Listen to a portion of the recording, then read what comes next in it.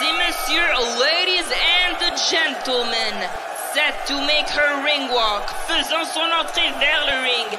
Elle est invaincue, elle a un jab d'enfer et une vraie passion pour la boxe féminine.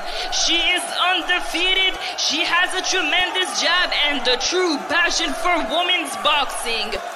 Veuillez accueillir la terreur rimouskoise. Let's welcome the terror of Rimouski, Marie-Ève Albert!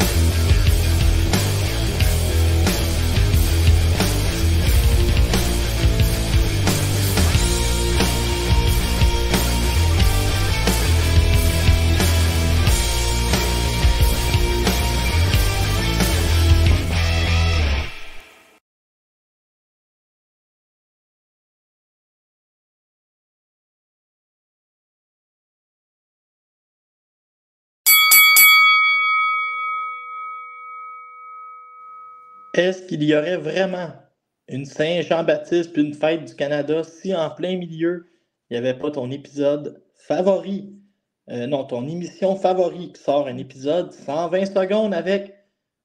tu préfères-tu être rayonnante ou être pétillante pour aujourd'hui? Rayonnante, ça fitterait. La rayonnante Marie-Ève Albert. L'autre fois, je parlais de boxe féminine. Il y a quelqu'un qui me parlait de ça. Puis là, j'ai dit la boxe féminine. Ça a été relancé par Marie-Ève Albert. Puis là, mais il ne savait pas qui t'étais. Ça m'a surpris. Là, parce qu'avec tes codes d'écoute, est-ce qu'il reste encore du monde qui ne te connaisse pas au Québec? Ça, je confirme que oui. Partagez la bonne nouvelle. Il faut que mon fanbase grandisse. Bonne nouvelle, j'adore ça. En plus, on a plusieurs sujets aujourd'hui. On a eu un mois assez... on s'est fait gâter en boxe féminine. Bon, lance-nous ton premier sujet, là, je suis prêt. Parce que c'est toi qui gères tout ça. OK, mais là, j'ai le droit, c'est vrai, en début d'émission, j'ai toujours le droit à mon opinion. Vas-y. Les gens à la maison, j'ai trouvé que vous n'avez pas fait l'effort d'aller plus loin que BoxRec, OK? Carla Zamora, c'est quelqu'un qui a passé pro en très bas âge. Si ma mémoire est bonne, à 17 ou à 18 ans. Sans carrière amateur. Elle n'a rien surveillé, puis elle a même pris des combats sans carrière amateur et elle a pris des combats sans couper du poids. OK? Genre, elle se battait au poids qu'elle se promène dans la vie de tous les jours pour probablement payer ses factures. Je vais vous donner un exemple. À son 4e ou 3e combat, elle est ici contre Marie-Ève Dicker, qui doit avoir à peu près 15 fois son expérience à un poids qui n'est pas le sien à 147 livres à l'époque. Puis, elle fait juste comme elle fait des rondes, tu sais. Contrairement aux gens qui ont le luxe d'être en Amérique du Nord, tu peux, au Canada, mais tu peux faire ta petite carrière amateur, faire tes choses. Ça existe plus ou moins ça au Mexique. Fait qu'on va voir des gens passer pro de bonne heure, accumuler quelques défaites, mais l'erreur que vous faites, c'est qu'il y en a, pas de majorité, qui vont continuer à s'améliorer. Et Carla Zamora, elle s'améliore. Puis pour ceux qui ne me croient pas, elle a battu... Hey, mon air climatisé vient de partir, tu me diras, ça n'a pas de sens, je vais aller l'éteindre. Elle a battu Jessica Camara. Elle a battu, comment j'avais le nom, Erika Annabella Farias, qui est une aspirante mondiale qui doit faire des années qu'elle est tout le temps dans les classements. Elle a fait un combat nul contre Magali Rodriguez. Il y a plein d'affaires. Les deux noms que je viens de vous nommer, ils ont même knocké. Fait que là, je vais vous dire ce qu'il y en est, mon constat. C'est écrit constat. Ici. C'est que Marie-Pierre Roule, même si c'est pas une performance étincelante, a 0 perdu de sa valeur et sera bientôt de retour en championnat du monde ou en combat d'aspirante obligatoire. C'est 0 une catastrophe et c'est 0 un recul pour sa carrière, un combat nul contre Carla Zamora. Là, tu vas aller fermer ton air climatisé. Ah, j'y vais, là. Merci. En attendant, moi, je vais continuer sur ce que tu dis.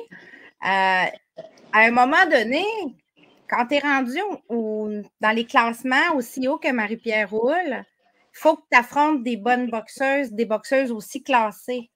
On ne peut pas juste affronter des filles qui sont en train de... Tu sais, la dernière fois, elle a affronté une Argentine qui avait énormément de victoires et de défaites, qui était en fin de carrière. Elle a fait un knockout. C'est correct, c'est des combats pour rester actifs. Mais on ne peut pas seulement faire des combats pour rester actifs. Il faut prendre des combats, il faut prendre des risques à un moment donné aussi si on veut que ça paye. Marie-Pierre, elle se bat à 140 maintenant. Qui a les titres? C'est Cathy Taylor.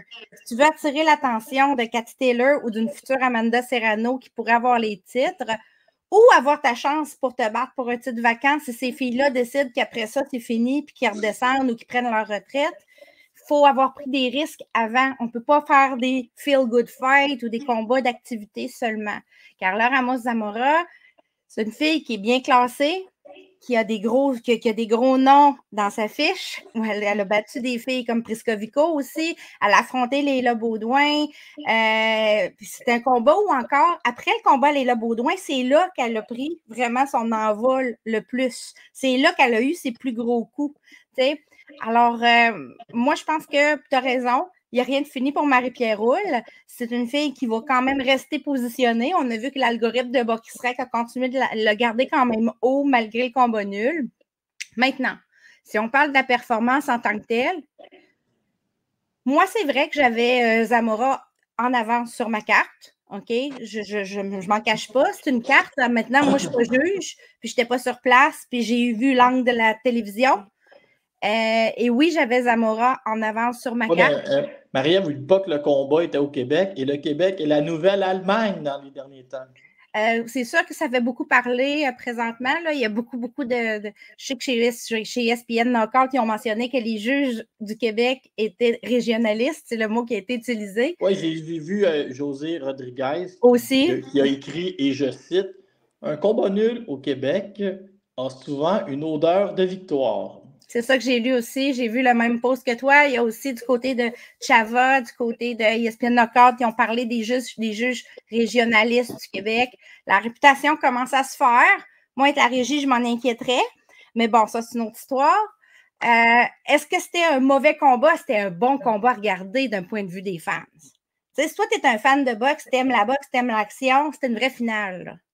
Ouais, dans un gala qui en avait bien besoin parce qu'il y avait eu 3 victoires au premier round. Et là, bon oui, Marie-Pierre a livré la marchandise pour sa première finale d'un côté spectacle. D'un côté, c'est ça, spectacle, d'un côté faire plaisir au public, là, être ce qu'on appelle les combats fan-friendly. La job est faite. Et moi, je dirais que Marie-Pierre a réussi sa première finale, tu sais, le côté médiatique avant, de vendre des billets, tu sais, je dis, tout est fait. Maintenant, on sait que Marie-Pierre, de toute façon, j'ai tout le temps une petite idée d'être méchant, tu sais, il faut que je me retienne. Je veux dire, de toute façon, il ne reste tellement plus de boxeurs chez Yvon Michel qu'elle va faire des finales quand même, mais là, ça, tu t'enlèveras son montage. J'ai quand même des constats, tu sais, j'ai quand même quelques points que je veux ramener du combat, OK? Premier point, j'ai trouvé que Marie-Pierre a été durable. On avait tendance à la voir, tu sais, il y a une expression en anglais, to gas out, un peu, là, dans les derniers, pas le dernier, mais mettons ces 2 autres combats d'avant. Ouais, mais un jour, j'y ai parlé de ça, qui était très fâchée. Elle dit, je vais t'en swinguer un coup au foie, toi, pour voir si tu ne vas pas gazer out. Après, elle dit, je me suis fait faire mal au foie, mais vous autres à la maison, vous pensez que j'ai plus de cardio. Elle dit juste que je souffrais, là. C'est ça, c'est que c'est de la boxe. Là, j'ai trouvé qu'elle était plus durable dans ce combat-là contre une cogneuse. Parce que c'est une cogneuse, Zamora, elle a des points lourds. OK? Puis elle a la tête au sa boxe. Des fois, elle donne des coups de tête, elle boxe la tête par en avant. On a vu l'arbitre lui demander de la lever quelques fois. Rappelons-nous que contre Leila Baudouin, il y avait eu un gros coup de tête dans le premier tiers du combat qui avait carrément commotionné Leila, puis qui avait eu un impact quand même sur ses résultats, même si elle avait gagné. C'est une fille, mais Marie-Pierre, ça, je lui donne. J'ai trouvé que ça, c'était une amélioration. Elle a fait tous ses rounds, puis c'était quand même, elle était durable. Moi, je l'ai trouvée durable. Maintenant, on a vu qu'elle allait à la guerre, qu'elle voulait échanger coup pour coup. Je suis un petit peu mitigée parce que côté spectacle, c'est super le fun de voir ça des guerres. Puis on a des rounds de 2 minutes. Fait que on n'a pas beaucoup de temps pour s'installer. Mais une fille comme Zamora, c'est une fille qui est difficile à knocker. C'est une fille qui est difficile à faire ralentir. Puis c'est une fille qui cogne fort. C'est une fille qui a de l'expérience contre des filles comme Béatrice Ferreira, entre autres. Puis même si elle a mangé je ne sais pas combien de coups, elle n'a pas bougé d'en avant. Elle va en avant, elle avance, puis elle frappe. Je ne suis pas sûre. à 100 tu sais, je ne veux pas dire que la stratégie n'était pas bonne, c'est pas ça, mais je ne suis pas convaincue encore à 100 que c'est ce box-là que je m'attendais, que je voulais voir. Je ne m'attendais peut-être pas à voir ça. Maintenant, on a vu qu'il était capable. Mais le casino offre rarement autre chose à cause c'est ça, c'est un petit ring. ring. Mais là, moi, j'avais un commentaire pour toi. Je veux dire, en boxe féminine, là, allez analyser les fiches, puis il y a tout le temps des revanches. Il y a tout le temps 1 et 2, 1 et 2, 1 et 2. Il n'y a pas assez de filles pour commencer à faire, avoir le nez fin. OK? Puis en septembre, ils parlent déjà de la date du 2, je pense. Moi, eux autres, je ne me casserais pas le bessic, je fais juste ramener Zamora Hull parce que de toute façon, tu vas faire quoi? Tu vas aller 15 rangs plus bas sur BoxRec, tu vas essayer d'en trouver une plus facile. Non, ramenez-moi Zamora. Là. Marie-Pierre, c'est pas une boxeuse de 19 ans là, qu'il faut cajoler dans le sens du poil. Là. Carla Zamora, Marie-Pierre Hull 2, merci, bonsoir. Le temps court, Laurent, aussi. On va en parler plus tard de Amanda Serrano qui va affronter Katie Taylor pour tous les titres à 140 livres. C'est remis en novembre. Il y a des décisions qui vont être prises, peu importe qui gagne après ça. Serrano ne gardera pas les titres à 140 si elle bat Katie Taylor. Et Taylor est en fin de carrière et pourrait décider tout simplement d'aller redéfendre ses 2 titres à 135 qui lui restent et de laisser vacant les titres à 140 aussi ou de prendre sa retraite. Donc là, si on y va encore au mois de septembre avec un feel-good fight ou des combats d'activité pour Marie-Pierre, ça pourrait devenir un couteau à double tranchant. Il faut absolument montrer aux associations que c'est elle qui mérite de se battre pour un titre vacant, si jamais il y a un titre vacant. Parce qu'elle est quand même, elle pourrait être, je ne sais pas si elle est aspirante obligatoire de Katie Taylor, mais elle pourrait le devenir si ce n'est pas le cas. On va voir les classements bientôt. Ils ont commencé à être mis à jour, mais ils vont être mis à jour en juillet. Là. Mais c'est sûr et certain qu'ici, il faut avoir le sens du timing et c'est maintenant ou jamais pour Marie-Pierre. Les opportunités vont arriver, mais vont partir vite. Il y a plein de gens qui attendent pour du 140. Une chose que j'ai remarquée aussi pour Zamora, OK? Je lui ai posé la question aujourd'hui, comment ça se fait que ton coach n'était pas là? Parce qu'elle avait son gérant, son promoteur, elle avait un de ses assistants qui était là, puis c'était quelqu'un du Donnybrook qui était dans son coin. Elle m'a expliqué, Zamora, que son coach n'a pas eu son visa à temps. Donc, n'a pas pu venir faire le combat. C'est ce qu'elle m'a dit. Donc, j'ai remarqué que sur cette carte-là, il y avait beaucoup de coachs absents ou remplacés. Là.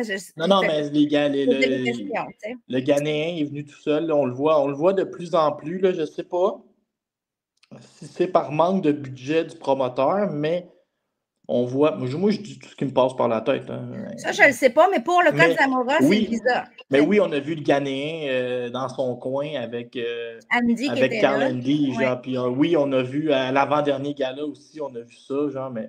On commence à voir des boxeurs voyager sans coach, mais pour Zamora. Mais j'ai quelque chose à dire, moi, d'important, OK? Très important. Non, mais c'est pas en boxe féminine. Mais je voulais juste dire que maintenant, avec le Mexique qui ne peut plus rentrer ici, là, surveiller, OK, ils commencent à aller chercher des boxeurs dans d'autres pays. La Hongrie et le Ghana, ça n'a aucun sens. Le niveau des boxeurs là-bas, c'est ordinaire, là, c'est mauvais. Et vous remarquerez que, je ne sais pas pourquoi, mais des 2 groupes se sont tournés vers le Ghana ou les pays autour. Puis, voyons, ils se battent dans des... Allez voir les vidéos sur YouTube. Là, j'ai vu, tu sais, ta bonne amie, là, Yokasta Vallée, elle a fait un gala où elle était promoteur en fin de semaine. Oui, ça sert J'ai regardé les vidéos, ils se battent dans mon salon. Il y a un ring, le mur est en arrière. Là, il y a des places où il y a des pays, le Costa Rica, je ne sais pas, mais qui s'amusent à gonfler des fiches avec des galas qui n'ont pas de sens. Puis là, après ça, on arrive avec je suis 8-1, j'existe. Tu sais, puis non. Dans le cas de Zamora, je veux juste spécifier parce que oui, il y a des gens qui m'ont dit pour moi, ils n'ont pas voulu payer de billets au coach. Puis ça, j'y ai posé la question directe. Dans son cas à elle, c'était vraiment parce que lui, il n'a pas eu son visa à temps. Il n'a pas été nié, mais il n'a pas pu l'avoir à temps. Donc, s'il y avait un rematch en septembre, probablement que le coach va accompagner la boxeuse. Ça fait bizarre une finale qui n'amène pas son vrai coach. Fait que j'avais des questions face à ça. J'étais là, mon Dieu, c'est parce qu'il n'y avait pas assez de billets, mais habituellement, le coach est priorisé sur le promoteur ou le cutman. Mais là, il y avait le déjeuner à Continental. C'est ça, c'était vraiment différent. Fait que je voulais juste le spécifier. Maintenant, pour Marie-Pierre, la suite, c'est quoi? Tu l'as dit, ça serait le fun un rematch parce que moi, j'ai trouvé pas. D'un point de vue des fans, c'est super intéressant. C'est un bon combat. Mais aussi, si on veut que Marie-Pierre consolide sa place dans tous les classements d'association pour être prête pour des titres vacants ou pour qu'un combat soit ordonné, il faut absolument qu'elle affronte une bonne adversaire encore prochainement. On ne peut pas aller avec quelque chose de doux. Il va falloir y aller avec quelque chose avec du mordant. Là. Puis cette fille-là, ben, elle en a, Zamora. Ah, pour mordre à mordre, est-ce que tu as remarqué comment j'ai habilement fermé mon micro pour tousser? Ça, c'est l'expérience qui rentre. C'est fabuleux. Marie, c'est toi qui lances les sujets, là. Moi, je les commente. Je vais y aller avec le deuxième parce que Parfait, ça l'a levé un tollé. Hein? Fait que je te laisse commencer là-dessus. Bon. Vanessa qui va affronter Clarissa Shields cet été. Parfois, quand on devient champion du monde, ça vient avec des conditions. C'est pas toi, quand tu obtiens une ceinture, à moins de t'appeler Floyd Mayweather, tu n'as pas toujours le contrôle de la suite des choses. J'y vais avec mon exemple favori. Quand David Lemieux va battre Hassan N'Dam, il se retrouve devant deux choix. Il peut affronter Tureano Johnson, la Barbade, qui est un Olympien, puis que ça va être un combat serré. Okay? Ou c'est la IBF l'oblige à faire ça. Ou il peut aller contre Golovkin, faire 15 fois plus d'argent, mais le combat ne sera pas serré. Mais le mieux a peur de rien. Okay? J'aime bien cette analyse-là parce que c'est la même chose avec Vanessa. Moi, je ne vais pas vous vendre des arcs-en-ciel ou des licornes, okay? Parce que ça n'existe pas comme les dragons. Vanessa Lepage-Johannis, elle n'avait pas grand choix. Okay? Danielle Perkins, qui mesure 6 pieds 1,5 ou 6 pieds 2. Qui n'a pas d'argent. Qui n'a pas d'argent à faire avec, puis qui est ultra dangereuse. Donner une revanche à Abril Vidal. Le premier combat est au casino, le deuxième combat va être au casino, à moins d'aller à Gatineau. Oui, ça, c'est vrai, par exemple, ça aurait pu fonctionner. Ou tu as la chance d'affronter la meilleure au monde de l'histoire de la boxe. Et ce que je pense, c'est qu'une fille comme Vanessa, qui a survécu à un accident de char, qui est allée perdre 150 livres pendant la COVID, quand François Legault avait fermé les gyms, ça ne l'énerve pas pantoute d'aller à Détroit. Puis si elle est allée chercher un jour une licence de boxeuse professionnelle, c'est pour affronter les meilleurs au monde. Puis ça, c'est ma théorie, que les athlètes professionnels, ils ont peur d'absolument rien. David, non, certains boxeurs, il y en a qui ont peur, mais il y en a qui ne veulent pas matcher contre n'importe qui. Mais je vais donner un exemple. David Lemieux, il perd contre Golovkin. Le lendemain matin, il dit « Ramenez-moi là, ramenez-moi là ». Il voulait y retourner. Martine Vallière-Bisson, mon ami préféré, qui m'a abandonné pendant 3 jours. Je pensais que je n'allais jamais m'en remettre. OK. Parle-y de Serrano, là, le cancer. Là, elle a battu le cancer. Hein. Parle-y de Serrano qui a un camp d'entraînement de 12 semaines. Là. Elle va y aller. Elle, c'est son rêve. Elle n'est pas passée pro pour réaffronter les filles d'amateurs. Elle veut se frotter aux meilleurs au monde. Fait que Vanessa Lepage-Johannis, elle a une occasion qui est particulière dans une vie d'affronter la GWOAT, la Greatest Woman of All Time, et elle saute là-dessus. Après ça, est-ce qu'elle va gagner? Je vais vous le dire, non, mais elle va manger du cuir en joie le vert. Mais après ça, c'est pas grave. Elle est jeune, on va la replacer, elle fera ses défenses au casino. Puis, moi, là, je ne peux qu'applaudir une boxeuse qui accepte d'aller se frotter avec la meilleure au monde. Parce qu'on va se le dire, pour Vanessa, des money fights, excusez l'anglicisme, mais des combats payants, OK, il n'y en a pas. Il n'y en a pas. Lanny Daniels, ce n'est pas payant parce que Lanny Daniels est un petit promoteur. Même chose pour Chicken qui va se battre bientôt pour le titre WBA. Elle va se battre contre une fille qui a été arrêtée au premier round. C'est ça. Il n'y a pas beaucoup de boxeuses. Si on parle de Danielle Perkins, qui se bat chez King, OK, présentement, chez King Promotion, n'a pas d'argent non plus. C'est des petits. Non, mais Marie, je vais t'arrêter, OK? Il y aurait pu avoir un côté, parce que tu parles de payant, OK? Puis quand tu es une boxeuse, puis que tu négocies avec ton promoteur, c'est certain que si elle va à Slush Poppy, qui présentement font 4 000 avec la lutte puis les arts martiaux mixtes, si elle fait un 4 000, elle va aller chercher une bourse qui est raisonnable, mais avec un danger qui est quand même élevé parce que ça serait Perkins. Fait que si tu mets tout ça dans un chapeau, oui, l'argent puis la chance d'une vie, c'est Clarissa Shields. Oui, exactement. C'est le combat à prendre maintenant. Puis je vais te dire pourquoi, Laurent. La mandatory de Vanessa, son aspirante obligatoire WBC, c'est Danielle Perkins. Si jamais la WBC décide d'ordonner ce combat parce que ça traîne depuis des années, elle devait déjà affronter Hannah Gabriels dans la pandémie, ça s'est jamais fait. Elle attend son tour puis elle crie fort, OK? Si jamais il ordonne ce combat-là puis que Vanessa est obligée de l'affronter, c'est un combat risqué avec peu de bénéfices. T'es aussi bien de choisir tout de suite d'aller affronter Shields, qui est un combat risqué. Oui, on le sait. Il n'y a pas plus risqué que ça.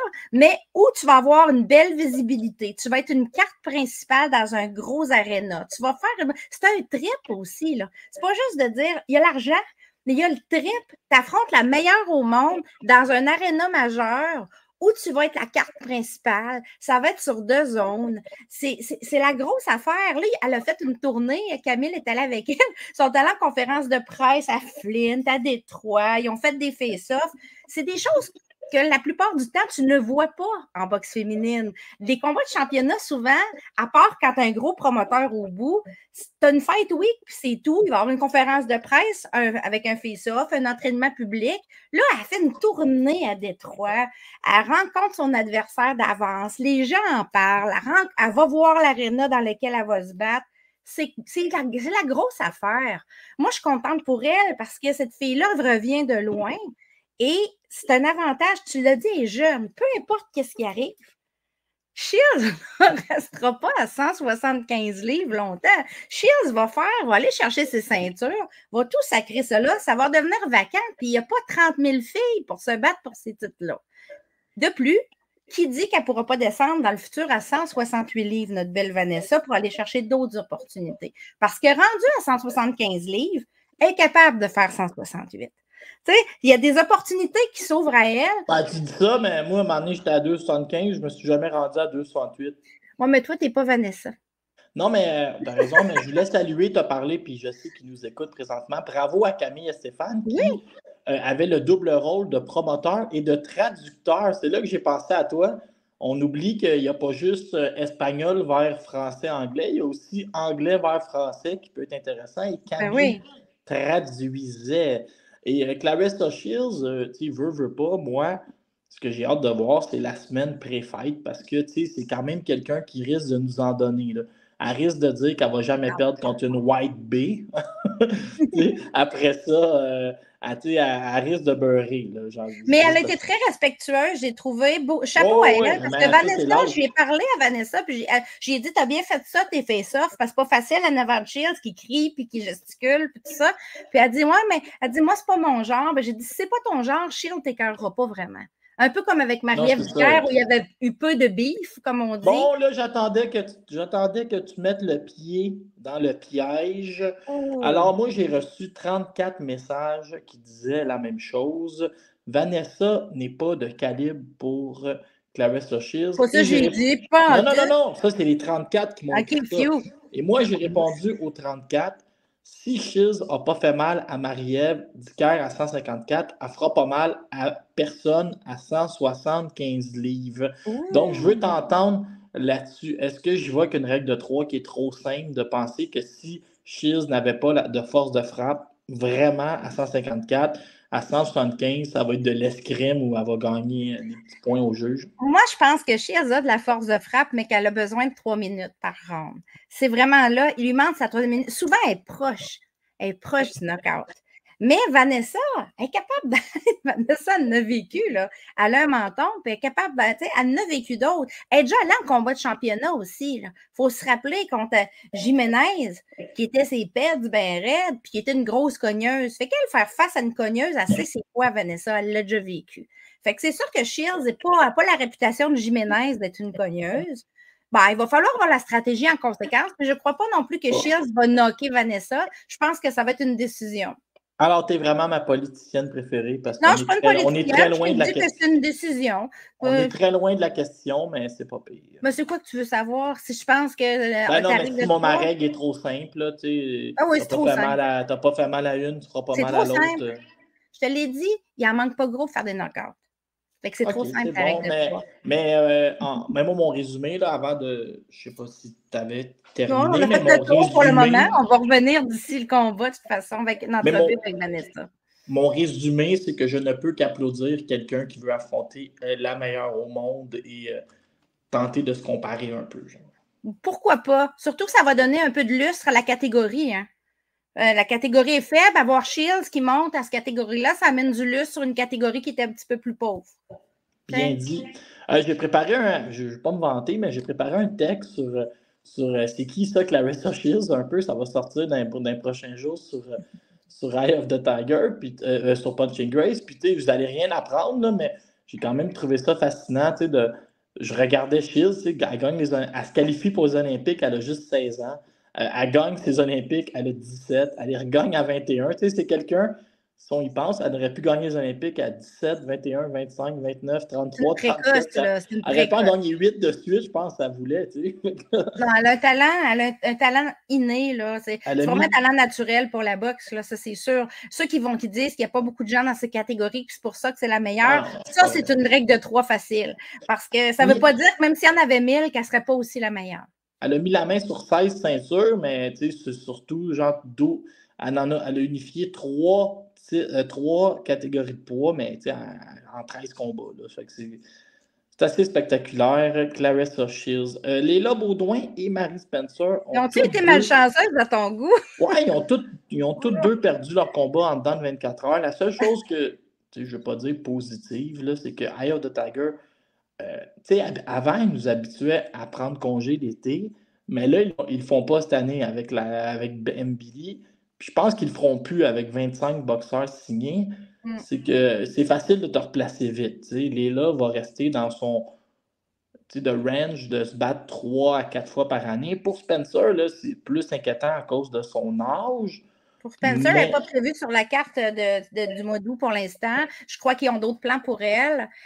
On en reparlera un petit peu plus tard de ce qu'on pourrait faire parce que j'ai un sujet qui va être lié un peu aux possibilités pour Spencer.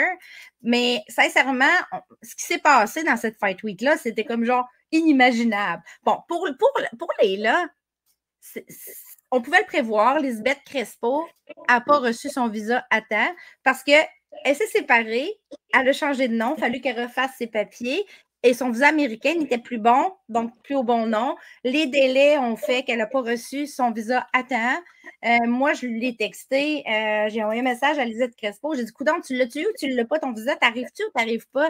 Elle me disait, j'ai jusqu'à midi, c'était comme le mardi, pour confirmer si je viens ou pas, mais j'ai pas encore mon visa. C'était compliqué. Je cherche un adversaire de remplacement, c'était très faible ce qu'on offrait. J'ai demandé à Samuel Descaries, je dis, avez-vous des plans B? Il dit, c'est impossible, c'est trop faible ce qu'on offre, il y a des limites à affronter quelqu'un de faible. Ils ont pris la bonne décision, tant qu'à affronter quelqu'un qui n'avait pas ce qu'il fallait pour garder Léla vraiment dans une action, puis prendre le risque qu'elle se blesse aussi sur un combat avec quelqu'un qui est un peu tout proche, là, puis qu'elle ne puisse pas faire son combat au mois d'août. Elle était déjà prévue sur la carte à ce moment-là. Ils ont pris la décision de simplement dire on skip. Pour Léla, Léla était un peu déçue parce qu'elle a mangé des Mr. Puff pour noyer sa peine. Mais mais j'ai trouvé que Léla, parce que moi, tu sais, des fois, je vais lui parler en cachette. Puis, là, c'est moi en cachette vu que j'en parle, mais on se parle parfois. Là, je ne vais pas me cacher que je parle à Léla. Puis, Léla, avant, elle prenait ça très, très dur. Genre. Puis, j'ai trouvé que maintenant, on a plus une. Mais c'est normal, elle était petite, elle était jeune. Mais maintenant, elle a été bien professionnelle, elle a peut-être plus de sagesse. On voit que notre Léla est prête pour les grandes choses. Elle contient mieux ses émotions. Léla aussi, ça a changé. Au début, c'est facile, personne ne te connaît, mais maintenant qu'elle a accumulé de l'expérience, c'est plus difficile à matcher. Les gens la voient plus haute dans les classements, puis plus tu es haut, plus l'adversaire va demander des grosses bourses, va hésiter à venir à dernière minute, des choses comme ça. Elle commence tranquillement, mais sûrement, à faire sa place. C'est ce qu'on dit. Attends, je vais te dire un secret, mais tu couperas au montage. Ouais. Léla Baudouin, elle forme un trio de meilleures amies avec Jeanne Masson-Wong et Elena Revolt. Et Elena Revolt, je la connaissais plus ou moins, mais elle va passer pro, OK, en septembre. Je te l'annonce. Puis Là, j'y ai parlé un peu pour me préparer à son passage pro et il est particulièrement sympathique et enjoué. Les abdos, c'est les plus beaux abdos que j'ai vus de l'histoire de la boxe au Québec depuis ceux dirigeants. J'ai rarement vu quelqu'un en aussi bonne condition physique. Ouais, t'es en top Ouais. shape, on peut pas dire. Donc, on salue son passage chez les pros. Toujours fun, toujours le fun là, quand les gens de grand calibre passent pro, là, on va pouvoir triper. Bon, on va lui souhaiter Ça va t'obliger à venir à Montréal. Ah oui, ça va m'obliger à me ruiner encore dans toutes sortes de déplacements inusités pour aller voir de la boxe. Mais moi, plus il y a de la boxe féminine, plus je suis contente. Hey, Marie Spencer, moi, j'avais une idée, puis ça a été proposé à Camille à peu près 42 fois sur Twitter.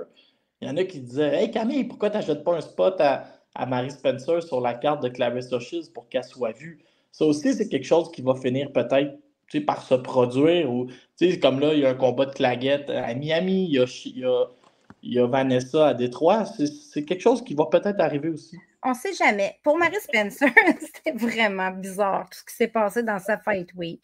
April Hunter s'est présentée, a pris son avion, est arrivée avec Peter Fury, avec toute sa trolley, là, son monde. Elle est arrivée blessée, mais Pareil pas que c'est la blonde de Savannah Marshall. Yes. Ben, ça, c'est du potin. Non, mais ça aurait été le fun de voir Marshall sur le bord du ring. C'est plus pour Ça ça. ne se serait pas arrivé parce que Marshall se battait 2 jours après en MMA en Angleterre. Ah oui, c'est vrai. Non, mais regarde, les potins. Tu voulais juste sneaker Savannah Marshall sur le bord du ring. Non, mais. Mais non, je suis un fan. Oui, tu es un fan, c'est ça. Tu voulais faire autographier ton crâne. Oui, je l'aurais fait. Oui, tu l'aurais fait certain.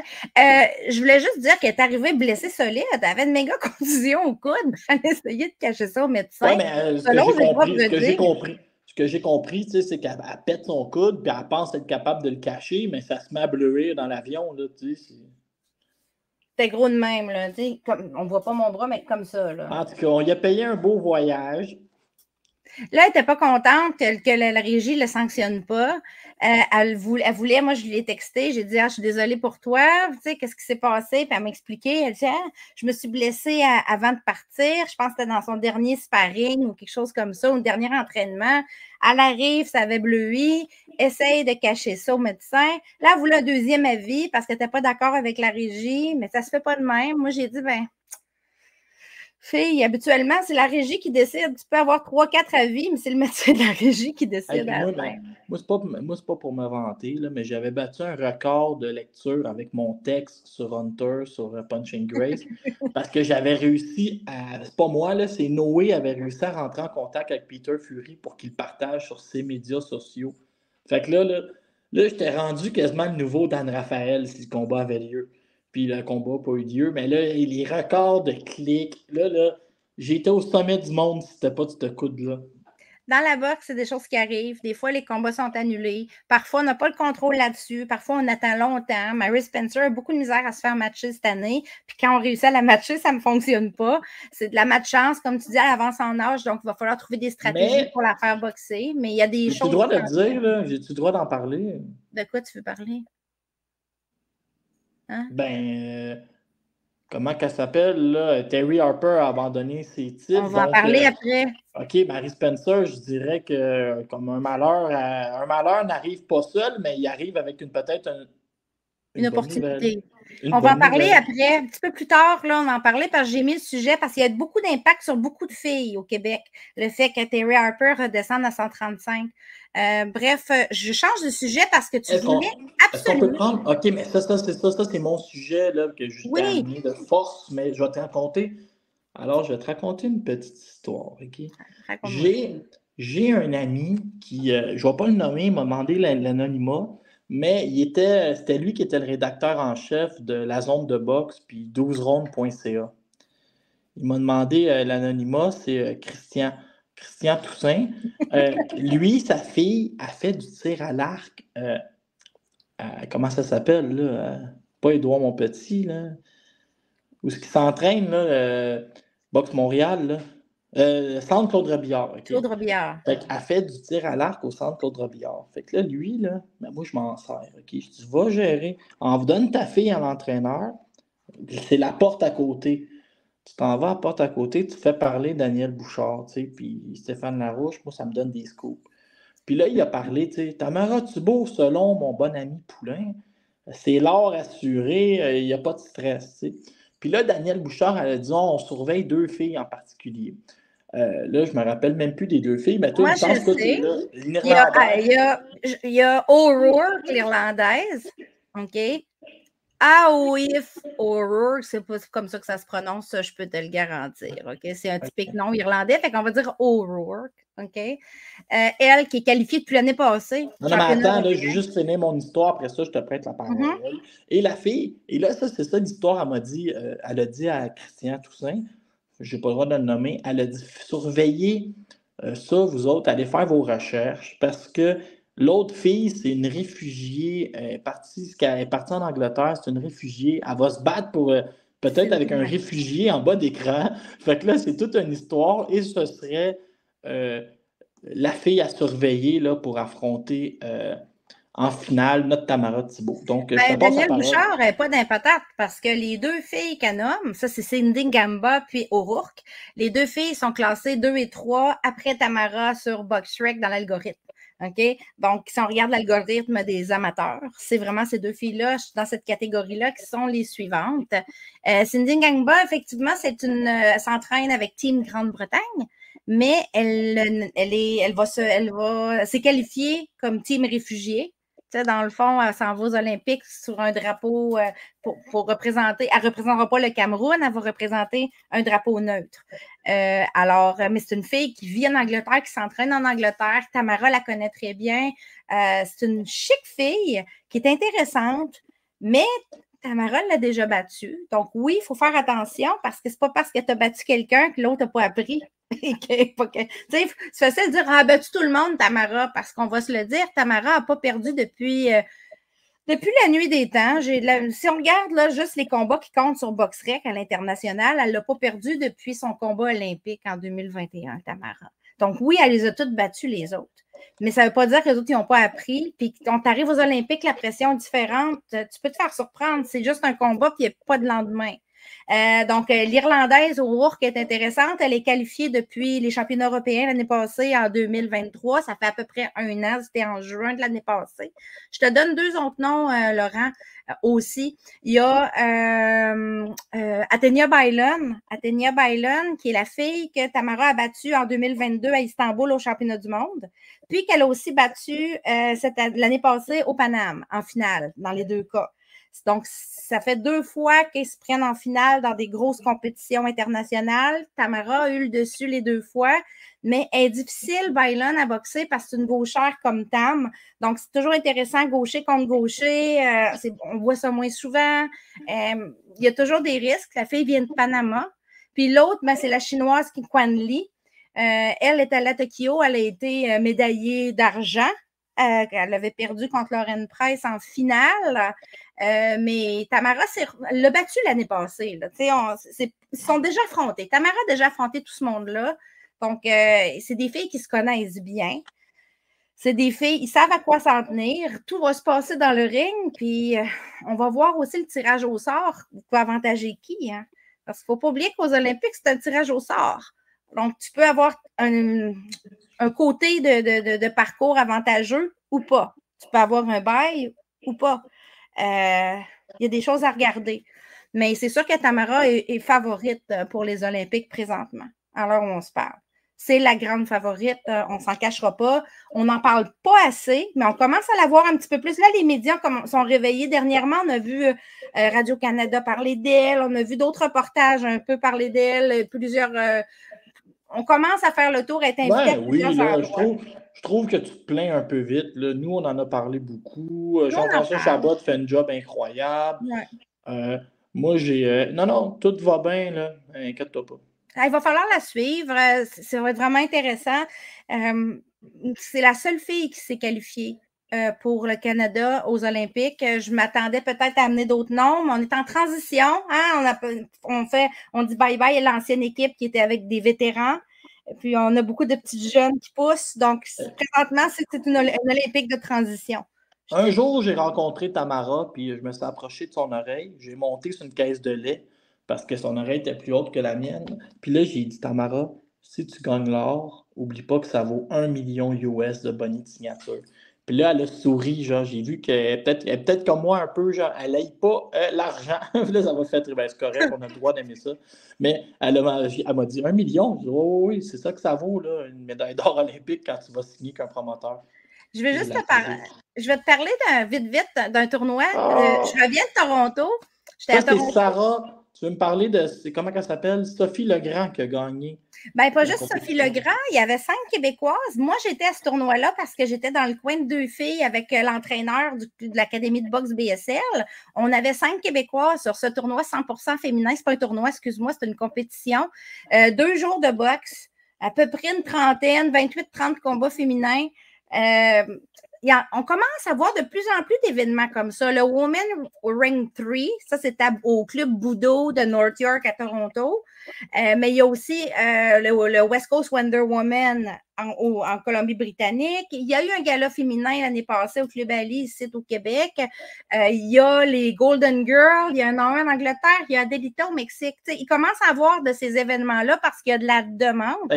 Ça a été essayé en Ontario il y a peut-être une dizaine d'années. Je me rappelle du promoteur, mais c'était encore très embryonnaire. Mais moi, j'ai cru un jour que Yvon Michel allait faire une carte entièrement féminine et j'y crois encore. Là, ici, pour le Women Ring 3 de Budo, ce qui est intéressant, c'est qu'ils ont fait 2 jours complets. L'année prochaine, ça s'enligne pour être un 3 jours. Ils ont refusé un paquet de monde à l'international. Donc, la demande est vraiment là. Je veux juste saluer les Québécoises qui étaient sur la carte, qui sont déplacées. Il y en a qui ont fait beaucoup de routes. Moi, j'avais Sonny Patrick de mon côté et Stéphanie Beaulieu de l'Académie de boxe BSL. Ça, c'est les 2 filles avec lesquelles je voyageais et l'entraîneur Pierre Messier. Ils ont fait une belle performance, beaucoup d'apprentissage et tout. Il y avait Talia Birch qui était là. Elle est chez Grant, si je ne me trompe pas. Il y avait Sophie Legrand du Nordique, bien sûr. Et il y avait Catherine Neller qui est au G1, si je me trompe pas. Mais je pense que tu t'es trompé puis que la fille n'était pas au G1 aussi. Là. Il me semble que je l'ai rencontrée. Laquelle? Comment tu l'as appelée, la troisième? Neller? Non, Birch ou... Talia Birch, je ne sais pas. C'est écrit qu'elle était chez Grant dans la feuille là-bas. Oh, ça se peut. Des fois, les gens changent. Mais en tout cas, Talia était là aussi.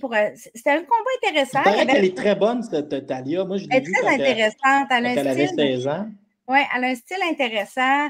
Elle n'a pas gagné son combat, mais c'était un combat serré. Ce que j'ai beaucoup aimé de ce tournoi-là, c'est que les match-ups étaient très bons pour la plupart. Je te dirais que 95% des match-ups étaient serrés. Donc, ça t'amène le fait d'aller loin. Puis je veux parler pour les 2 filles de Rimouski, entre autres. Nous autres, ils sont difficiles à matcher. J'en ai une, entre autres, qui est une 106 livres. Il n'y en a presque pas au Québec. Faire de la route pour aller rencontrer des filles différentes qui ont un bon calibre, pour aller prendre l'expérience, ça vaut de l'or, ça, dans la vie d'une boxeuse. Et donc, j'encourage fortement à tous les boxeuses, les petits boxeuses amateurs du Québec à suivre ces événements-là parce qu'il y a plusieurs opportunités de plus en plus, des cartes 100% féminines. Parfois, on rencontre des filles comme Caitlin Clark, entre autres, qui était sur cette carte-là aussi. On a croisé des boxeuses qui étaient venues soutenir. Tu sais, par exemple, Bonnie Hunter était là. Sarah, il ne faut plus dire à Guiguiadjou, elle a changé son nom de famille. Elle a pris le nom de son conjoint, c'est Sarah Bailey à cette heure. Donc, j'ai rencontré Sarah. C'est bien moins compliqué, par exemple. Ben oui, ça va être plus simple. Sarah Bailey était là. On a vu, comme je disais, Bonnie Hunter. J'ai pu jaser avec toutes ces filles-là aussi en même temps. Souvent, ils ont des clientes qui entraînent dans leur propre gym, qui se battent ou ils viennent juste par solidarité. Je voulais juste saluer ça. C'est une belle réussite et il va y en avoir d'autres. Ici même au Québec, il commence à avoir de plus en plus de spots pour les filles. Là, donc, il faut suivre ça. Tu m'as demandé cette semaine des informations sur une certaine Stéphanie Pinheiro. Parce que je lisais le tweet fight entre Sandy Ryan et Michaela Mayer. Oui, puis à un moment donné, Michaela Mayer a dit peut-être que Coach K, après 10 ans dans mon coin, il n'est pas à l'aise d'aller dans l'autre coin. Puis là, c'est pour ça que tu vas affronter Pinheiro à ma place. Puis là, je ne comprenais plus rien. Puis là, je me suis dit, il faut que j'en demande ça à Marie. Je vais revenir sur ce combat-là quand même parce qu'il y a plusieurs raisons pourquoi Matchroom a décidé de prendre Stéphanie Pinheiro. Ils ont signé cette fille-là pour une entente multicombat. probablement 3 combats ou 4, c'est ça que ça veut dire, habituellement, une entente multi-combat. Mais bon, ils l'ont signé chez Matchroom pour la mettre en sous-carte de Subriel Mathias et Liam Parot. Liam Parot, c'est ça, je l'avais sur le bout de la langue.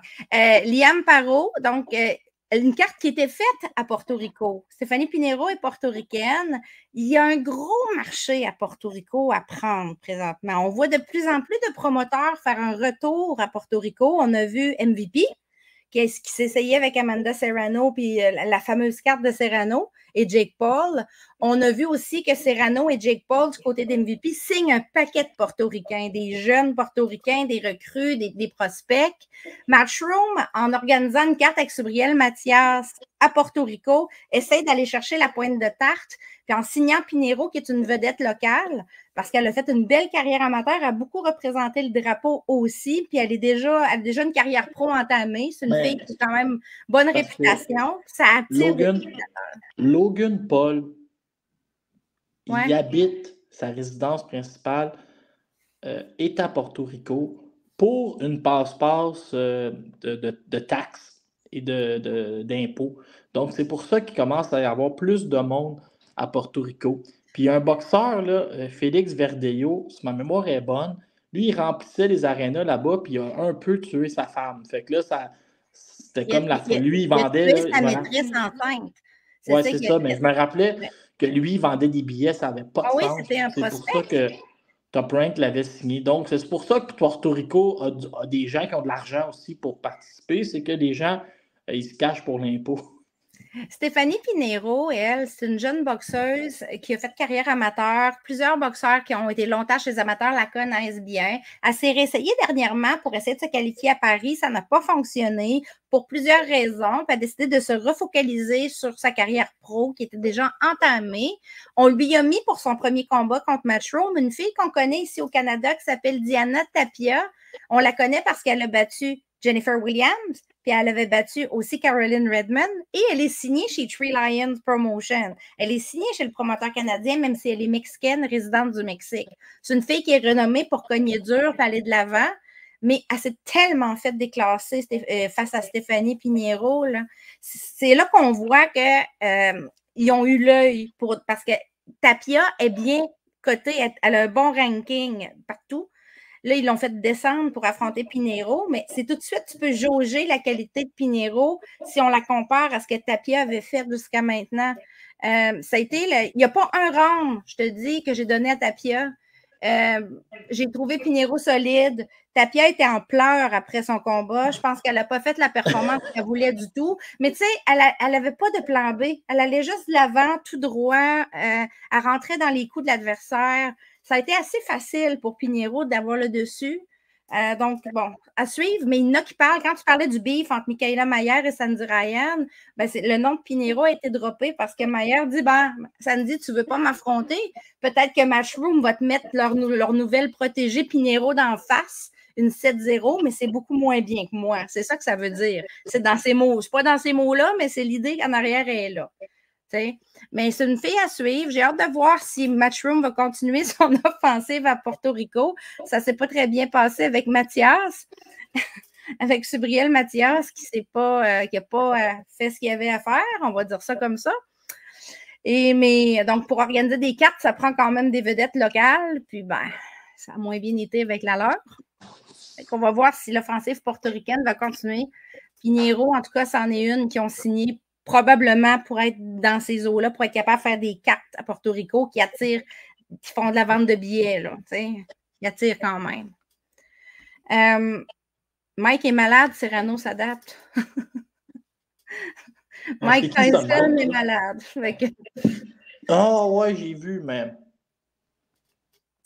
Tu veux qu'on fasse? La carte est reportée. Il devait avoir une carte au mois de juillet. Ou? Juillet? C'est le 20 juillet. Ouais. C'est reporté au mois de novembre. Je sais pas, je m'en sac, moi, de Mike Tyson, mais j'ai moi, remarqué que... Serrano et Taylor, c'est ça. Ouais, c'est ça, c'est la demi-finale qui vient avec, tant mieux, mais... Ce que ça fait, ça, le fait que la carte de Serrano-Taylor soit reportée, c'est que ça oblige un peu Serrano à aller faire un combat de plus. Parce que si elle reste inactive pendant tout ce temps-là, vu qu'elle n'a pas défendu aucun titre depuis l'automne passé, depuis l'automne passé, elle n'a rien défendu à 126. Là, elle s'essaye vers le 140, elle monte à 140. Le risque qu'un combat soit ordonné à 126 est élevé. Puis, ben, elle veut peut-être pas ça parce qu'elle veut monter tranquillement et être prête au mois de décembre sur son poids. Donc, ce qu'elle a fait, c'est qu'elle s'est pris un combat à 140 livres contre Stevie Morgan, une fille qui est 14-1, qui a 13 knockouts. Si on épluche la fiche, là, oui, c'est une cogneuse de puissance, mais pas beaucoup dangereuse pour Serrano. Il va falloir qu'elle fasse attention avec la main lourde. J'ai fait l'expérience, puis c'est des... c'est faible. Les a magasinés, ces KO, là. Oui, c'est ça. Ça ne veut pas dire qu'elle n'est pas capable de faire mal à Serrano. Il faut faire attention encore. Mais mettons pour Serrano, Serrano prend en considération que la fille est peut-être moins bonne que sa fiche donne l'impression qu'elle l'est, puis qu'elle se travaille en conséquence. Ça va lui faire une bonne pratique à 140 livres. Elle ne l'a jamais fait de combat à 140 livres. Son plus haut, à date, c'était 135 pour le combat contre Taylor, le premier. On trouvait déjà qu'elle était une petite 135. Là, elle va être une petite 140, mais Taylor est aussi une petite 140. Là, ce qui peut arriver, par contre, vu qu'elle a décidé de prendre le combat à 140, peut-être qu'il y a quand même une association. Peut-être qu'une association va dire ben, qu'est-ce que tu fais avec tes titres de 126? Surtout l'IBF. L'IBF pourrait dire hey, tu sais, l'IBF qui est stiff sur ses défenses, là. Hein, pourrait dire là, ça fait vraiment longtemps que tu n'as pas défendu à 126. Je veux que tu prennes une décision. Vu que tu as un combat privé à 140, on t'enlève le titre. On le met vacant. Ça pourrait arriver. Moi, je pense que Serrano, c'est fini à 126. Il n'y aura plus aucune défense là. Je pense que tous les 3 titres qu'elle possède vont être vacants d'ici la fin de l'année. Il faut juste voir quand est-ce que les associations vont l'exiger ou si elles vont l'exiger. Parce que moi, je pense que c'est l'IBF qui va commencer le bal bientôt. Vu que là, il attendait pour voir qu'est-ce qu'elle allait faire, mais comme après un combat à 140, les money fights pour Serrano sont à 140, 130 et 135. Ils ne sont pas à 126. Elle a fait pas mal le tour. Il y a Sky Nicholson qui reste à 126, mais ce n'est pas un money fight. Sky Nicholson n'est pas une vendeuse de billets. Là. On l'a vu quand elle s'est battue la dernière fois contre Sarah Mahfoud au Fontainebleau. C'est tout petit, puis c'était vide. C'était à moitié vide. Donc, ce n'est pas quelqu'un qui vend des billets à profusion. Elle est bonne, mais elle ne vend pas de billets. Donc, pour Serrano qui veut des money fights pour finir sa vie, puis sa vie de boxe, puis qui veut aussi avoir le plus de ceintures dans le plus de catégories possible, bien, il reste le 130, le 135, puis le 140. C'est là. Fait que moi, je m'attends. Donc, surveillons les filles comme Caroline Vert, Sky Nicholson, Raven Chapman, Caris Hartingstall, qui sont les mieux positionnés avec Nina Menke pour peut-être se battre entre elles pour ces titres vacants dans le futur. Moi, je te dirais de surveiller Caroline Vert, mais peut-être pas pour dans le ring dans les prochains jours. Il pourrait y avoir un article décrit surveiller ça. Ah ouais? J'ai rien dit. Je peux pas te dire. Ça, je suis pas au courant. Mais moi, je te dis de surveiller Caroline Vert pour la progression de carrière à court terme. Moi aussi, je dis de surveiller Caroline Vert. Fait que je voulais juste expliquer un peu que Serrano s'adapte, mais il y a un coût à ça. Puis oui, il y a des titres qui vont être vacants, peu importe qui gagne Serrano-Taylor dans le futur, parce que ces titres à 126-là, il y a quelqu'un quelque part qui va exiger qu'il soit défendu. La dernière défense, c'était contre Daniela Ramos l'année passée. Il n'y a plus eu de défense depuis. Il devait avoir Nina Menke, puis c'est mort avec l'œil. Tu te rappelles la conjonctivite dans la soirée du combat? La conjonctivite, la soirée du combat. Je me rappelle de tout ça. Mais oui. Je veux te parler d'une de mes chouchous, Fran Hennessy. Tu connais-tu Francesca Hennessy? L'as-tu déjà vu se battre, sa petite-là, de 19 ans? Non, mais j'ai vu ça passer sur les médias sociaux, mais non, je n'ai pas vu le combat. Francesca Hennessy, c'est la fille du boss de Hennessy, le management, le promoteur-manager, entre autres, de Savannah Marshall. Elle est née dans la boxe, pratiquement. Elle a grandi avec Savannah Marshall. Elle a toujours vu Savannah Marshall se battre, elle allait la voir au gym, elle était jeune, elle l'imitait, c'était son idole. Puis elle a toujours dit à son père, moi, papa, je vais me boxer, c'est ça que je veux. Et ils ont exaucé un peu, ils l'ont aidé à travailler ça, puis ils l'ont fait passer pro jeune. Elle est passée pro au mois d'octobre l'année passée. Elle est rendue à 4-0, elle est signée chez Boxer, comme Savannah Marshall. Donc, c'est un peu la protégée de Savannah qui est là pour toutes les étapes de sa carrière. Une jeune fille est vraiment intéressante, qui se bat à 118 livres chez les pros, pétillante. Je trouve, tu sais que des fois, on dit, on commence la carrière d'un boxeur, surtout en Europe, on a tendance à leur mettre un paquet d'Hongroises, puis de Polonaises, puis, tu sais, des affaires qui ont des filles qui ont 50 défaites, puis 100 défaites. Elle, on a décidé de la monter autrement. On est en train de vraiment fabriquer une fiche qui fait du sens. On lui met des match-ups intéressants. Elle n'a pas une grande carrière amateur. Il faut considérer qu'il faut qu'elle fasse des rounds comme des filles qui ont son expérience ou un peu plus. J'aime ça, puis je trouve qu'il faudrait regarder ça un petit peu plus. Parfois, là, en Europe particulièrement, on a tendance vraiment à gonfler des fiches. C'est des aberrations quand on regarde ça. Je regarde des fois, puis dernièrement, il y a une fille qui a fait sa défaite numéro 63, puis une semaine après, elle était sanctionnée pour sa défaite 64. Mais c'est souvent des arguments que j'ai avec, tu sais, je me rappelle dans le temps de Marie-Ève Dicker ou même des fois Marie-Pierre Roule, on a des adversaires qu'on nous vend comme, tu sais, la fille de 20-19 qui est venue ici, là, tu sais, c'est 20 victoires, ça n'avait aucun sens, les adversaires, là. Des fois, il y a vraiment des fiches que les 20 victoires sont obtenues contre des débuts pros, puis les 19 défaites sont obtenues contre les filles qui avaient du sens. Puis on le voit souvent. C'est ça. Des fiches de 5-4, 5 victoires contre des débuts, 4 défaites contre des 7-1. On le voit. On dirait que ça paraît plus en boxe féminine. Oui, ça paraît plus parce qu'il y a moins d'adversaires. Donc, on voit souvent les mêmes journeywomen faire la route. On les voit, ils montent beaucoup de poids, ils descendent de poids. C'est quelque chose qu'on voit plus. Chez les garçons, ça peut se noyer. Tu sais, quand tu as 1500 boxeurs dans une catégorie, tu peux trouver différents poissons qui ont une fiche positive puis que ça paraît pas trop que dans le fond, c'est gonflé à mort. Mais chez les filles accepteront. Tu sais, c'est rare que les filles vont refuser beaucoup de défis, surtout quand tu viens d'un pays plus défavorisé, tu veux boxer. Donc, en Europe de l'Est, on voit énormément de ces gens-là. Au Mexique aussi, mais moins. Les Mexicaines ont une réputation d'essayer tout le temps de gagner le combat, même si elles sont défavorisées d'un point de vue technique, ce qui n'est pas le cas de l'Europe de l'Est, où on va souvent se présenter à la pesée pour le chèque de paye. Je pense depuis tantôt, je pense à Cynthia Lozano, tu sais, qui a monté sa fiche jusqu'à se battre en championnat du monde. Mais Cynthia Lozano, c'est un exemple quand même de fille qui elle essayait pareil. Elle lançait large, mais elle essayait. Moi, j'ai vu une fille, il y en a une en Europe, là, Claudia Ferringi, elle n'essaye pas, là. Elle est là à 120 défaites, je pense, à cette heure, 100 défaites, 120, je ne sais pas. Elle est là, puis elle se tient loin, puis tu sais, c'est vraiment une motion qui ressemble, qui est tout croche, puis c'est même pas essayé là, de toucher l'adversaire. Bref, on voulait parler de Terry Harper rapidement. Pourquoi Terry Harper c'est intéressant de suivre cette fille-là présentement? Ben parce que depuis qu'elle a perdu contre Sandy Ryan, le knockout... Mais attends, j'ai une question là, avant de te laisser aller. C'est que ça m'a quand même, mais pas une question, mais c'est des choses que j'ai vues passer. Ça m'a fait sourire quand j'ai lu, puis je pense que c'est quelqu'un qui est proche de Harper qui dit c'était pas santé pour elle d'être chez les 154 livres, elle va être mieux à 135. Mais d'habitude, on va entendre ce genre de commentaires-là. Exemple, je sais pas, moi, Golovkin se battait à 160, faisait pas de coupe de poids. Les gens disaient qu'il devrait être à 154.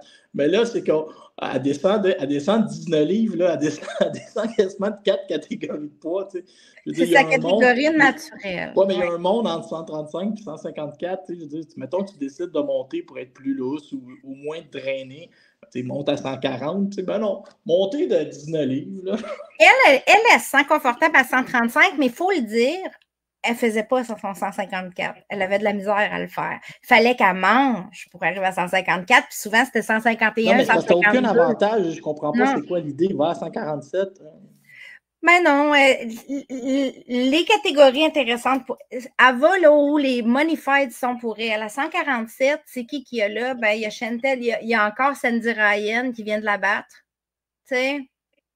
C'est des affaires de même. C'est tout le même monde. Tandis qu'à 135, comme je te dis, ça va bouger beaucoup parce que Cathy Taylor a laissé des titres. Il y a des nouvelles championnes, Béatrice Ferreira, Rhiannon Dixon, mais il y a aussi des titres que Cathy Taylor a en main. Puis pourrait, tu sais, Cathy, comme je disais, ça se peut qu'elle décide de terminer à 135 ou de laisser ces titres-là vacants là, après le combat contre Serrano. Donc, pour une fille comme Harper, il y a plus d'opportunités à court terme à 135. Maintenant, elle est jeune. Est-ce qu'elle va rester à 135 longtemps? Je m'attends à ce qu'elle monte à 140 rapidement. Là. Mais à l'heure où on se parle, les opportunités seraient à 135 pour elle. Ce que ça amène, c'est que son titre à 154, le WBA, est devenu vacant officiellement. Rappelons-nous que Mary Spencer devait se battre pour le WBA Gold face à April Hunter, qui habituellement t'amène comme en dessous de la première, t'amène pratiquement aspirante WBA. Est-ce qu'on pourrait se laisser tenter du côté de Camille et Stéphane à la WBA pour aller chercher une opportunité pour Mary Spencer un peu plus tard à l'automne? L'ordre est le suivant, c'est Cecilia Braekhus, la numéro 1. C'est Claribel Mena, la fille de République dominicaine, la numéro 2, qui peine à avoir son visa solide. Elle l'a pas pour les États-Unis, ni pour le Canada. Ça fait un bout qu'on essaie de la faire venir pour affronter Spencer. Mary Spencer, et ça ne se fait pas. En gros, ce que je comprends, c'est que Cecilia Braekhus va... Quand elle va faire son choix, là, les dominos vont tomber pour toutes les autres. Cecilia Braekhus est aussi l'aspirante obligatoire WBC, je crois, ou WBO de Emma Kozin. Donc, elle pourrait choisir d'aller affronter Emma Kozin plutôt que de se battre pour le WBA vacant. T'sais, ça pourrait être ordonné, ce combat-là. La WBA pourrait, pas la WBA, mais la WBO pourrait ordonner un combat contre Cecilia Braekhus. Ce qui risque d'arriver, c'est qu'on va avoir un appel d'offres entre Mena et Spencer. Camille et Stéphane vont le gagner. Elle va dire, je ne peux pas rentrer ici. Ils vont envoyer l'enveloppe à la suivante. Puis on va avoir un combat entre 3 et 4. On attend de voir Braekhus, qu'est-ce qui va se passer, comme tu dis. Est-ce qu'elle va... Parce que je sais que ça pourrait être intéressant, Braekhus contre Spencer aussi. T'sais. Mais, oui, ça pourrait être intéressant. Mais pas pour Braekhus.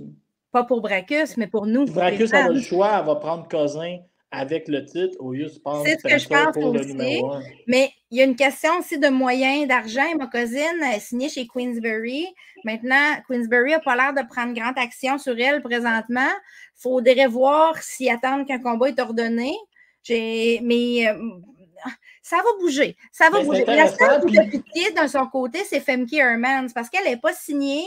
Puis il n'y a personne qui cogne à sa porte présentement. Elle aurait aimé affronter, mettons, Emma Kozin, sauf que Queensberry n'a pas l'air intéressé puisqu'ils ne sont pas retournés vers cette fille-là, Femke Hermans. À moi, à un moment donné, je parlais avec Samuel Descaries de Relais, puis j'ai dit si tu as une offre avec un camp d'entraînement qui est de bonne longueur, est-ce que vous retournez une 3e fois contre Herman ou vous n'avez votre claque, puis il a dit on embarque demain matin, on y retourne.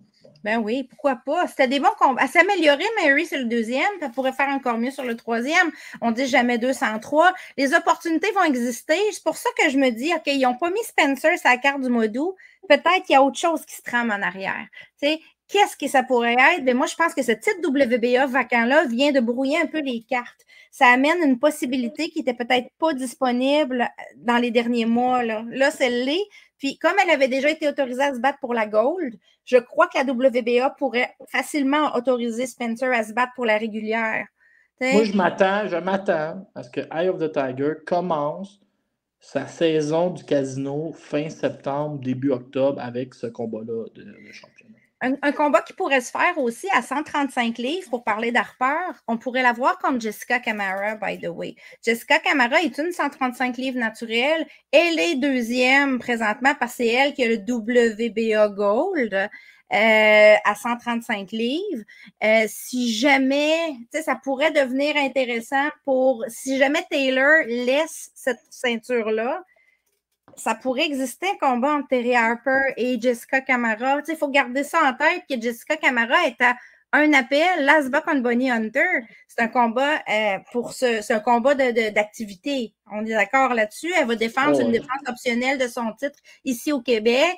C'est tant mieux pour elle. Mais après ça, elle est à un appel d'avoir une chance pour un gros combat de championnat. Parce que comme je te le dis, Cathy Taylor ne restera pas indéfiniment là avec ses titres. Il va falloir qu'elle les défende ou qu'elle les laisse à un moment donné. C'est parce que là, elle a les 140, mais elle a aussi 2 titres à 135 qu'elle a été autorisée à garder, dont le WBA. Là. Donc, elle ne pourra pas prendre en 6-7 titres, si on compte l'IBO. Elle ne pourra pas prendre ça en otage pendant des années. Chez les femmes, c'est moins toléré que chez les hommes.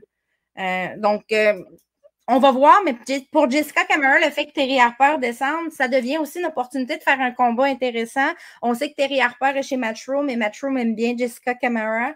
Donc, est-ce que ça pourrait être une option? La réponse est oui. Maintenant, il faut que ça soit payant. Il faut que ce soit intéressant. Il faut que ça soit pour un titre majeur. Tu sais, il y a beaucoup de choses. Il ne faut pas prendre juste ça juste pour aller prendre une fille qui est puissante. Elle est proche d'avoir son combat de championnat de Jessica. Il faut qu'elle soit stratégique. Mais ça pourrait être un match-up possible pour un titre vacant, mettons. Oui. Je vais te parler vite de Soledad Matisse, qui a une fiche d'à peu près 18 victoires, 19 défaites ou l'inverse, 43 ans. Soledad Matisse, elle se bat depuis la nuit des temps. C'est une fille d'Argentine. Elle a fait plein de catégories de poids. Dernièrement, elle se battait contre Pink Tyson, la grecque, pour le WBC Silver. Pink Tyson avait été un petit peu... avait fait beaucoup de blabla autour de... C'était une carte de Don King, by the way. On voit pas ça souvent passer, mais ça existe encore des cartes de Don King. Oui, il vient d'en faire une avec Adrien Brunner puis Black Cubs. C'était sa même carte. Oh. C'était sa même carte. Fait que ça, c'était la sous-carte d'Adrien Brunner qui a eu l'air d'un papy dans cette carte-là. Mais Pink Tyson, qui était supposément la locale dans cette carte-là, s'est fait défoncer solide, un TKO virulent au 3e round.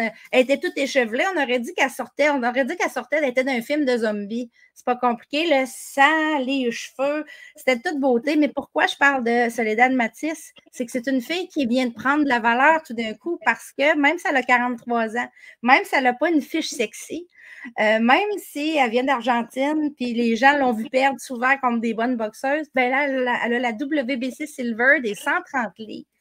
Donc, une fille comme Léla Baudouin ou d'autres filles de ce genre-là pourraient se sentir tentées parce que la WBC Silver, c'est une ceinture qui ouvre des portes. C'est une ceinture sont en train de prétendre que Léla Baudouin pourrait affronter Soledad Matisse à Québec?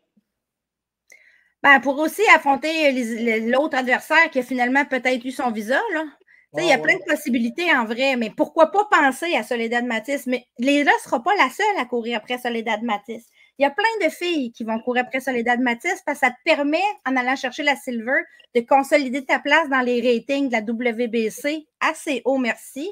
Si Alicia Baumgartner décide de perdre contre Pearson, ben là, ça sera la personne de venir la prendre des stéroïdes. Prendre des stéroïdes ou encore juste décider de monter à 135, elle aussi, pour aller chercher des money fights. À 135, Taylor, Harper, tu sais, tout ça, là, c'est tout là encore. Là.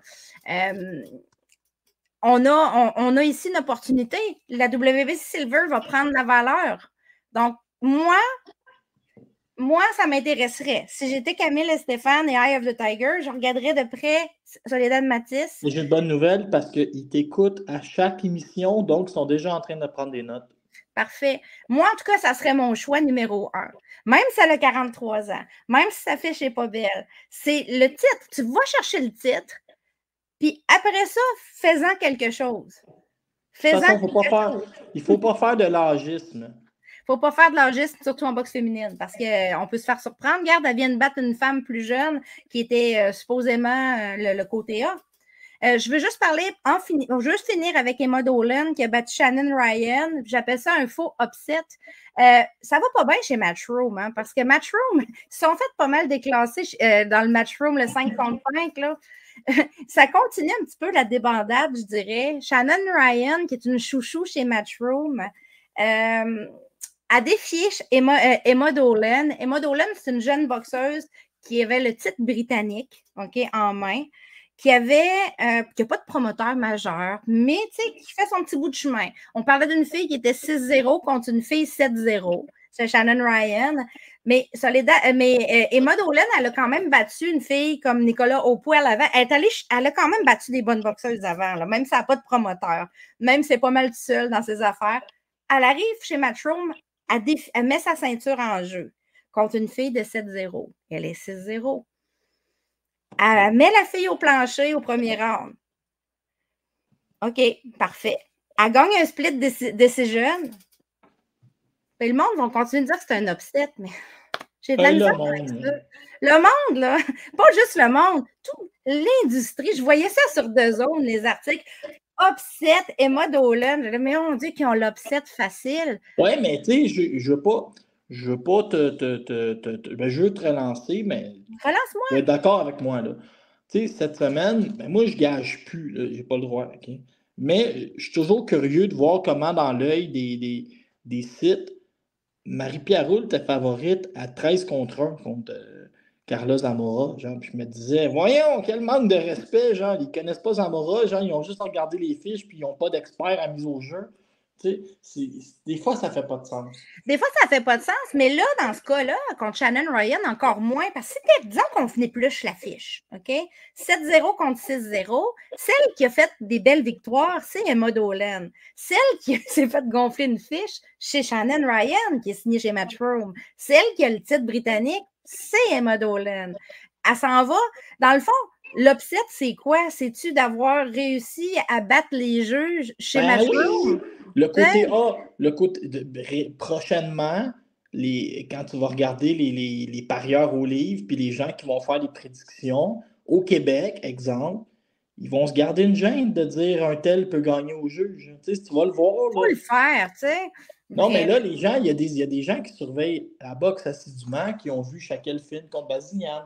Là, ils ont vu Zamora. Ils ont même vu après Vidal contre Vanessa. Puis là, qui vont se dire c'est devenu impossible de gagner au Québec. Puis là, c'est là que ça devient des upsets. Mais il reste Kim Clavel contre Bermudez. Ben oui, voilà, ben voilà à l'envers. Mais là, tu vas te dire, ils sont tellement mêlés qu'au Québec, il ne faut pas mettre d'argent. En tout cas, en Angleterre aussi, c'est compliqué, ça a l'air. Parce que moi, je lui ai parlé à Emma Dolan après, puis je lui ai dit, ma pauvre fille, c'est pas un upset. Moi, j'avais décidé de sonder. Moi, quand j'ai vu ça sortir, j'étais là, quel bon match-up. Ça va être vraiment un bon match-up. J'avais fait un petit sondage sur Instagram, puis 40%, plus que 40%, j'avais 47% des gens qui me disaient que Emma Dolan allait battre Shannon Ryan. Contre 50. Et Banny Bridge, à un moment donné, à bonne française, je pense en Angleterre. C'est Maëlys Gagnon. Il n'y avait même pas de juge, c'est l'arbitre. Un juge arbitre, c'est ça. Oui. C'est ça. Là, elle a été chanceuse, Emma Dolan, parce qu'elle avait 3 juges, vu que son titre britannique était en jeu. Donc, quand il y a un titre en jeu, peu importe qu'il soit mineur ou majeur, tu as 3 juges en Angleterre. Mais s'il n'y avait pas eu de titre, peut-être qu'elle aurait perdu son combat parce qu'un juge arbitre aurait peut-être donné à Shannon Ryan la victoire, même si elle est allée au tapis en partant. Voilà. Mais bref, je trouve que le mot upset est utilisé à toutes les sauces. Puis moi, ça me dérange. J'aime pas ça. J'ai été obligée de dire à la petite Emma, j'ai dit, hey, écoute, Emma, c'est pas un upset. C'est pas un upset. Mon doigt, on vit à l'époque du clic. Et voilà. En tout cas, bref, Emma Dolan, j'espère qu'elle va se faire signer. Puis j'espère que si Matchroom il a fait un rematch, si c'est pas assez payant, qu'elle va dire non. Elle va dire non, vous m'avez traité comme si j'étais vraiment moins que l'autre. Je suis arrivée puis je l'ai battu. C'était mon titre. J'espère que ça va être. Il faut que ça soit payant pour qu'elle accepte un rematch. J'espère, en tout cas. C'est à peu près ça, nos sujets, mon cher. Il est temps que ça finisse parce que je pense que mon micro ne fonctionne plus. Il était temps que ça finisse. Hein? Ben là, c'est fini. Je vais te souhaiter un beau mois de boxe. Ça va être tout qu'un mois, le mois de juillet. Je te le dis, là. Ouais, puis là, je m'en vais repartir là, acclimatisé, puis la vie est belle. Bonne soirée. À la prochaine. Bye. Mon micro